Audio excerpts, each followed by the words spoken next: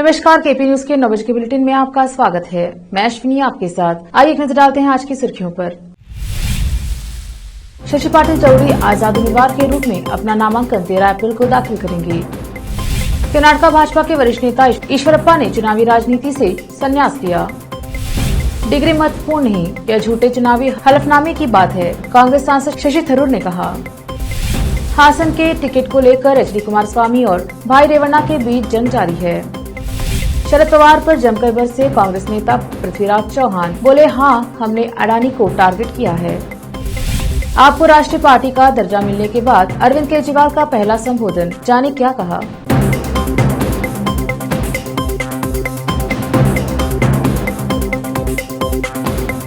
समाचारों का सिलसिला शुरू करते हुए देखते हैं समाचार विस्तार से। पहले समाचार स्थानीय। अब जब चुनाव की प्रक्रिया शुरू हो चुकी है और तारीखों की घोषणा के अनुसार 13 से नामांकन दाखिल करना शुरू होगा, ऐसे में बीदर उत्तर से शशि पाटिल चौधरी ने इस चुनाव में आजाद उम्मीदवार के रूप में उतरने का निर्णय लेकर वह 13 अप्रैल को अपना नामांकन दाखिल करने जा रहे हैं। उन्होंने आज पत्रकारों से बात करते हुए बताया कि वह अपना नामांकन 13 अप्रैल को अपने साथियों के साथ कार्यालय पहुंचकर नामांकन दाखिल करेंगे। कैमरामैन कृष्णा का कवरेज। आज मैं माध्यम मित्र के मुखांतर से मैं जो प्रेस मीट बुलाया, आज मैं नॉमिनेशन फाइल इंडिपेंडेंट कैंडिडेट बन के 13 तारीख को नॉमिनेशन फाइल कर रहा हूं। सभी बीदर की जनता लोग, जो बीदर नॉर्थ असेंबली के पूरे हमारे भाइयों बहनों, जो हरी समाज जो आके मुझे बेंबल दिए और 13 तारीख को आके पूरे लोग आके ये नॉमिनेशन फाइल को यशस्वी करके देना बोल के सभी को मेरे तरफ से रिक्वेस्ट करके मैं विनंती करता हूं सभी लोगों को। नमस्ते। इंದು ಬೀದರ್ ನಗರದ ಮಯೂರ ಬರಿಶಾಯಿ ಹೋಟೆಲ್ನಲ್ಲಿ ಸನ್ಮಾನ್ಯ ಶ್ರೀ ಶಶಿಕುಮಾರ್ ಎಸ್ ಪೊಲೀಸ್ ಪಾಟೀಲ್ ಅಣ್ಣನವರು ಬೀದರ್ ಉತ್ತರ ವಿಧಾನಸಭಾ ಕ್ಷೇತ್ರದಲ್ಲಿ ಕಾಂಗ್ರೆಸ್ ಬಂಡಾಯ ಅಭ್ಯರ್ಥಿಯಾಗಿ ಇದೇ 13ನೇ ತಾರೀಕಿಗೆ ನಾಮಪತ್ರ ಸಲ್ಲಿಸ್ತಾ ಇದ್ದಾರೆ।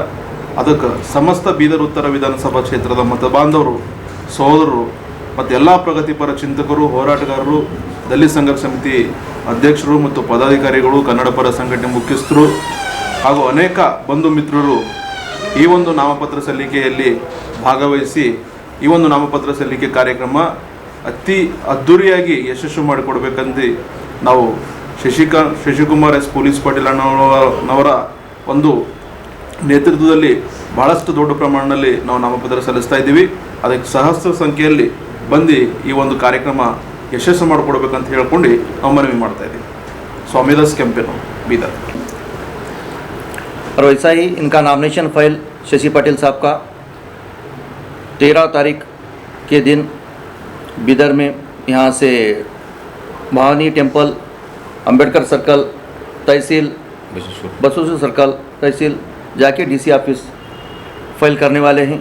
तमाम लोग जितने भी सुन रहे हैं, जो शशि पाटिल साहब को चाहने वाले, जितने भी लोग, जो समाज के बड़े प्रमुख लोग, जो भी जितने भी लोग हैं जो सुन रहे हैं, वो पूरे तमाम ज़्यादा से ज़्यादा लोग आके इनका नॉमिनेशन फाइल करने में सब भाग ले बोल के 2 बात करता हूँ। शुक्रिया।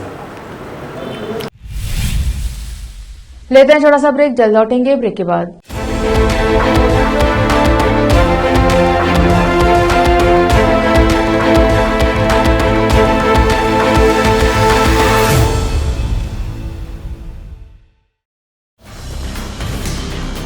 हिंदुस्तान के हर कोने में हम हैं मौजूद। 24 घंटे हालात पर गहरी नजर, खबरों से जुड़े चुपते सवालात, और आपको दिखाता है धार्मिक, सामाजिक, राजनीतिक, लोकल और इंटरनेशनल न्यूज की सबसे बेहतर कवरेज, जो आपको रखती है हर पल बाखबर।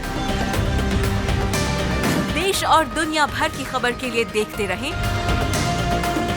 KP news 24/7। ब्रेक के बाद स्वागत है आपका। देखते हैं आगे के समाचार। कर्नाटक भाजपा के वरिष्ठ नेता के.एस. ईश्वरप्पा ने मंगलवार को पार्टी अध्यक्ष जेपी नड्डा को पत्र लिखकर 10 मई को होने वाला विधानसभा चुनाव नहीं लड़ने का फैसला किया और कहा कि वह चुनावी राजनीति से संन्यास ले रहे हैं। कन्नड़ में लिखे अपने संक्षिप्त पत्र में अनुभवी विधायक और पूर्व उप मुख्यमंत्री जो अक्सर अपने बयानों और उनके खिलाफ लगाए गए आरोपों के कारण विवादों के केंद्र में रहे हैं, उन्होंने कहा कि उनका निर्णय उनकी अपनी मर्जी से किया गया है। ईश्वरप्पा जून में 75 साल के हो जाएंगे। भाजपा में नेताओं के लिए चुनाव लड़ने और आधिकारिक पदों पर बैठने की अनौपचारिक उम्र की सीमा है। भाजपा ने अभी तक 224 सदस्यीय विधानसभा के लिए अपने उम्मीदवारों की पहली सूची की घोषणा नहीं की है। आम आदमी पार्टी आप द्वारा भाजपा नेताओं विशेष रूप से प्रधानमंत्री मोदी के खिलाफ डिग्री दिखाओ अभियान शुरू करने के बीच कांग्रेस सांसद शशि थरूर ने कहा कि यह योग्यता ही नहीं जो मायने रखती है, बल्कि सिद्धांत का सवाल है। चुनावी हलफनामे में जनता को गुमराह करने की कोशिश की गई है। यदि आप चुनावी हलफनामे में कुछ ऐसा दावा करते हैं जो सच नहीं है, जो वास्तव में अयोग्यता के लिए दिया गया है, तो यह आरोप की गंभीरता है। मुद्दा यह है कि क्या ईमानदार चुनावी हलफनामा है। मुझे डिग्री की परवाह नहीं है, लेकिन मुझे उनकी नीतियों की परवाह है। उन्होंने 10 मई को होने वाले विधानसभा चुनाव के लिए कांग्रेस पार्टी के अभियान के तहत बेंगलुरु के निवासियों से अपने 3 दिन के आउटर रीच को पूरा करने के बाद पत्रकारों को स्पष्ट किया। उन्होंने विस्तार से बताया कि लोगों का प्रतिनिधित्व करने के लिए योग्यता की आवश्यकता नहीं है, क्योंकि जिनके पास ऐसी पृष्ठभूमि नहीं है वे भी चुनाव जीत सकते हैं। थरूर ने अपनी पुस्तक अम्बेडकर अ लाइफ और स्वस्थ लोकतंत्र में असहमति की भूमिका विषय पर उन कार्यकर्ताओं के एक समूह के साथ बातचीत में भाग लिया, जिन्होंने सांकी टैंक में एक फ्लाईओवर के लिए काटे जाने वाले 50 हेरिटेज पेड़ों को बचाने के लिए संघर्ष किया था। उनके मनोबल को बढ़ाते हुए उन्होंने उनके खिलाफ प्राथमिकी दर्ज करने के लिए पुलिस पर कटाक्ष किया। कर्नाटक के पूर्व मुख्यमंत्री और जनता दल सेक्युलर के प्रमुख एच.डी. कुमारस्वामी ने पार्टी के फैसले के बावजूद पार्टी के वरिष्ठ नेता और उनके भाई एच.डी. रेवन्ना की हसन टिकट देने की अनिच्छा पर निराशा व्यक्त की। गुगरारकत्ते बल्लारी में पार्टी के पंचरत्न यात्रा कार्यक्रम में कुमारस्वामी ने कहा कि यहां तक कि पार्टी सुप्रीमो एच.डी. देवेगौड़ा भी अपने बेटे को पार्टी के फैसले का पालन करने के लिए मनाने में असमर्थ है। कुमारस्वामी ने खुलासा किया कि रेवन्ना ने उनके साथ इस मामले पर चर्चा नहीं की और हासन में कुछ लोगों पर पार्टी के हितों के खिलाफ साजिश रचने का आरोप लगाया। कुमारस्वामी के मुताबिक ये लोग अपने एजेंडे को समर्थन देने के लिए रेवन्ना के साथ छेड़छाड़ कर रहे हैं। पूर्व मुख्यमंत्री ने कहा कि हासन का टिकट किसी योग्य पार्टी कार्यकर्ता को दिया जाना चाहिए। रेवन्ना जो पार्टी की कोर लीडरशिप टीम के सदस्य हैं, के पार्टी के फैसले का पालन करने से इनकार करने से जेडीएस हलकों में खलबली मच गई है। जेडीएस वर्तमान में हासन विधानसभा क्षेत्र के लिए उम्मीदवार के चयन को लेकर आंतरिक कलह का सामना कर रहा है। Party supremo HD. देवेगौड़ा के बेटे एच.डी. रेवन्ना जहां बीजेपी के मौजूदा विधायक प्रीतम जे गौड़ा के खिलाफ अपनी पत्नी भवानी की उम्मीदवारी पर अड़े हैं। वहीं पूर्व सीएम एच.डी. कुमारस्वामी पूर्व विधायक एच.एस. प्रकाश के बेटे एच.पी. स्वरूप को टिकट देने के पक्ष में हैं। इसने परिवार में दरार पैदा कर दी है। भवानी के समर्थकों ने किसी अन्य उम्मीदवार को चुने जाने पर जीत के लिए काम नहीं करने की धमकी दी है। इसके अतिरिक्त कुमारस्वामी वंशवादी राजनीति से बचने के इच्छुक हैं, जो उनकी पार्टी को भाजपा और कांग्रेस के लिए एक आसान लक्ष्य बना सकती है।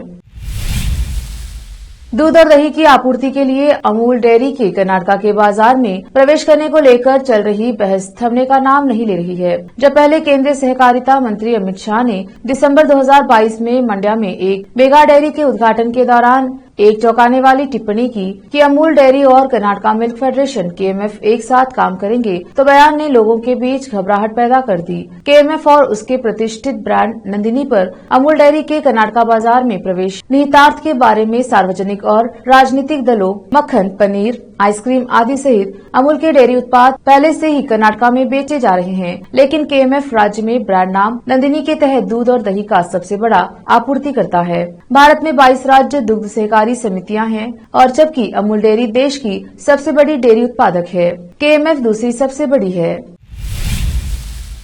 लेते हैं छोटा सा ब्रेक, जल्द लौटेंगे ब्रेक के बाद।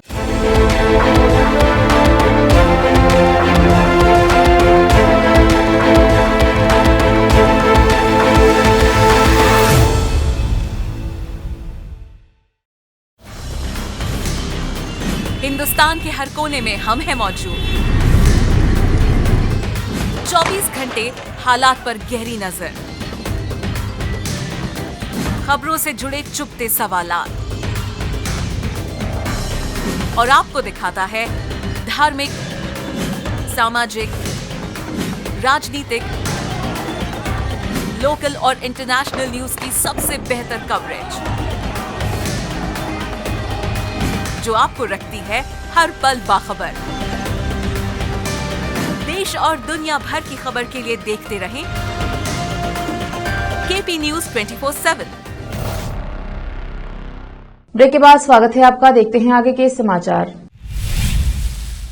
कांग्रेस के सीनियर लीडर पृथ्वीराज चौहान ने कल ठाणे में एमपीसीसी के एक दिन के कार्यकारिणी की बैठक के दौरान भाषण देते हुए शरद पवार और गौतम अडानी पर जमकर हमला बोला। शरद पवार ने जिन मुद्दों पर अडानी को डिफ करने की कोशिश की थी, उन सभी मुद्दों पर चौहान ने पवार को आड़े हाथों लिया। उन्होंने कहा, हम लोग जो मीठा पानी पीते हैं उसमें कीटनाशक मिला था। ऐसे कोल्ड ड्रिंक में कई तरह के कीटनाशक मिले थे, जिसके लिए जेपीसी का निर्माण किया गया था। इस जेपीसी ने अच्छा काम किया है। कई महत्वपूर्ण सिफारिशें इस जेपीसी ने दी थी। इस जेपीसी के अध्यक्ष कौन थे? क्या आपको मालूम है कि माननीय शरद पवार साहब उस जेपीसी के अध्यक्ष थे और मैं उसमें सदस्य था। जेपीसी बहुत महत्वपूर्ण है। मैंने बताया कि 2003 की जो संयुक्त पार्लियामेंट्री कमेटी की जेपीसी थी, जिसने कोल्ड ड्रिंक्स में कीटनाशक मिलने की जाँच की थी, जिसके बाद हम जो अब बॉटल्ड वाटर पीते हैं उसके लिए ISI के काफी स्ट्रिक्ट नॉर्म्स हैं। पवार साहब की अध्यक्षता वाली इस जेपीसी में बहुत बढ़िया काम किया था और वह उस वक्त बीजेपी के सदस्य थे।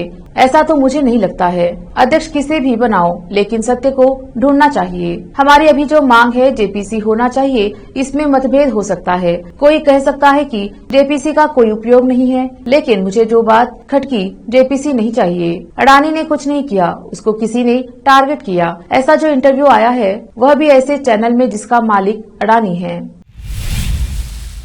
आम आदमी पार्टी को राष्ट्रीय पार्टी का दर्जा मिलने पर पार्टी के नेताओं और कार्यकर्ताओं की खुशी की लहर है।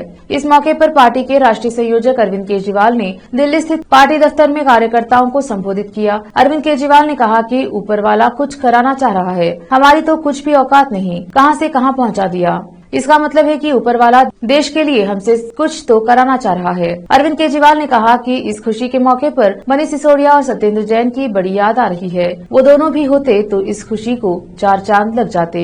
केजरीवाल ने कहा कि देश की राष्ट्र विरोधी ताकतें आम आदमी पार्टी का विरोध कर रही हैं। आज सरकारी स्कूल में फ्रेंच, जर्मन, स्पेनिश पढ़ाई जाती है। बड़े बड़े प्राइवेट स्कूलों में वो पढ़ाई नहीं होती जो दिल्ली के सरकारी स्कूलों में होती है। मनीष सिसोदिया का यही कसूर था कि उसने गरीबों के बच्चों के सपनों को सिसोदिया ने पर दिया। वही सत्येंद्र जैन का जिक्र करते हुए केजरीवाल ने कहा कि उनका कसूर यही था कि उन्होंने गरीब आदमी को भी अच्छा और सस्ता इलाज उपलब्ध कराया।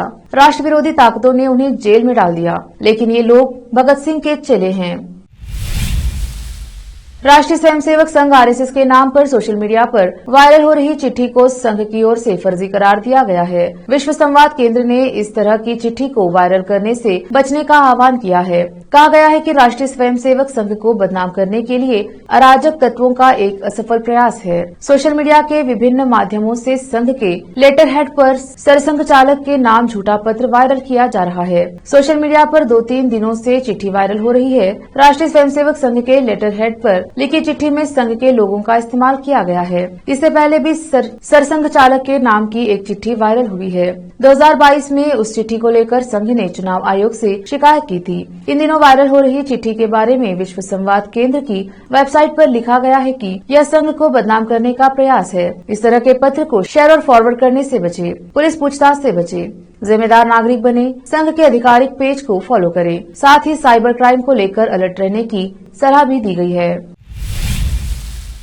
प्रधानमंत्री मोदी रोजगार मेला के तहत गुरुवार यानी 13 अप्रैल को करीब 71,000 युवाओं को नियुक्ति पत्र सौंपेंगे। प्रधानमंत्री कार्यालय PMO ने मंगलवार को एक बयान में यह जानकारी दी। इस मौके पर प्रधानमंत्री युवाओं को वीडियो कॉन्फ्रेंसिंग के माध्यम से संबोधित करेंगे। बता दें कि रोजगार मेला केंद्र की सरकार की ओर से शुरू की गई एक पहल है, ताकि ज्यादा से ज्यादा लोगों को रोजगार दिया जा सके। रोजगार मेले के तहत कई विभागों में चयन किए गए युवाओं को ऑफर लेटर दिए जाएंगे। PMO की ओर से मंगलवार को जारी विज्ञप्ति में कहा गया है कि रोजगार मेला आगे रोजगार सृजन में एक उत्प्रेरक के रूप में कार्य करेगा और युवाओं को उनके सशक्तिकरण और राष्ट्रीय विकास में भागीदारी के लिए सार्थक अवसर प्रदान करेगा। वहीं नए भर्ती किए गए युवाओं को कर्मयोगी प्रारंभ के जरिए खुद को प्रशिक्षित करने का मौका भी मिलेगा, जो विभिन्न सरकारी विभागों में सभी नई नियुक्तियों के लिए एक ऑनलाइन ओरिएंटेशन कोर्स है। भारत सरकार के तहत 71,000 युवाओं को नौकरी के लिए train manager, station master, senior commercial cum ticket clerk, inspector, sub inspector, constable, stenographer, junior accountant, postal assistant, income tax inspector, tax assistant, senior draftsman, JE, supervisor, assistant professor, teacher, librarian, nurse, probationary officer, PA, MTS जैसे विभिन्न पदों पर काम करने के लिए चुना गया है। अब समाचार विदेश के। सिंगापुर में एक सुपरमार्केट चेन ने एक भारतीय मुस्लिम जोड़े को रमजान के दौरान रोजा खोलने वालों को मुफ्त जलपान की पेशकश करने वाले एक बूथ से दूर किए जाने के बाद माफी मांगी है। द स्टेटस टाइम्स की रिपोर्ट्स के अनुसार फरहा नाधा और उनके पति जहांबर शाली 9 अप्रैल को शाम करीब 7 बजे टाइम पास हब में फेयर प्राइस आउटलेट गए थे किराने की खरीदारी के लिए, जब एक कर्मचारी ने कथित तौर पर उन्हें बताया कि मुफ्त ट्रीट भारतीयों के लिए नहीं है। एक फेसबुक पोस्ट में अपने अनुभवों को साझा करते हुए नाध्या ने कहा कि उनका मुफ्त आइटम लेने का इरादा नहीं था और इस तरह की समावेशी पहल की सराहना करने के लिए स्टैंड पर रुक गई थी। इजराइल के प्रधानमंत्री बेंजामिन नेतन्याहू ने सोमवार को रक्षा मंत्री योआव गैलेंट को देश में सुरक्षा संकट के बीच उनके पद पर बहाल कर दिया। योआव गैलेंट ने इजराइल सरकार द्वारा न्यायिक प्रणाली को ओवरहाल करने की योजना को फ्रीज करने के लिए सार्वजनिक आह्वान किया था, लिहाजा रक्षा मंत्री को नेतन्याहू ने पहले फायर किया था और अब अपने फैसले को उलट दिया। द टाइम्स ऑफ इजराइल ने इस खबर को रिपोर्ट किया। गैलेंट को उनके पद पर यथावत रखने के नेतन्याहू के फैसले को सरकार विरोधी प्रदर्शनकारियों के लिए एक बड़ी उपलब्धि के रूप में देखा जा रहा है, जो 2 सप्ताह पहले उनकी बर्खास्तगी की घोषणा के बाद रक्षा मंत्री के समर्थन में सहज प्रदर्शन कर रहे थे। एक नजर फिल्मों के समाचारों पर। सलमान खान को एक बार फिर मिली जान से मारने की धमकी, बताया किस तारीख को करेगा मर्डर। अब समाचार खेल जगत के। 213 रनों के टारगेट में 20 गेंदों पर बनाए 18 रन, फिर भी केएल राहुल बोले मेरी पारी थी शानदार। आखिर में समाचार बाजार के। तारीख पर तारीख मिलती है लेकिन नीलामी के लिए बोली नहीं मिलती। रिलायंस कैपिटल की हालत देख आप भी हो जाएंगे हैरान। फिर से एक नजर आज की सुर्खियों पर। शशि पाटिल चौधरी आजाद उम्मीदवार के रूप में अपना नामांकन 13 अप्रैल को दाखिल करेंगे। कर्नाटक भाजपा के वरिष्ठ नेता ईश्वरप्पा ने चुनावी राजनीति से संन्यास लिया। डिग्री महत्वपूर्ण नहीं, यह झूठे चुनावी हलफनामे की बात है, कांग्रेस सांसद शशि थरूर ने कहा। हासन के टिकट को लेकर एचडी कुमारस्वामी और भाई रेवन्ना के बीच जंग जारी है। शरद पवार पर जमकर बरसे कांग्रेस नेता पृथ्वीराज चौहान, बोले हाँ हमने अडानी को टारगेट किया है। आपको राष्ट्रीय पार्टी का दर्जा मिलने के बाद अरविंद केजरीवाल का पहला संबोधन, जाने क्या कहा।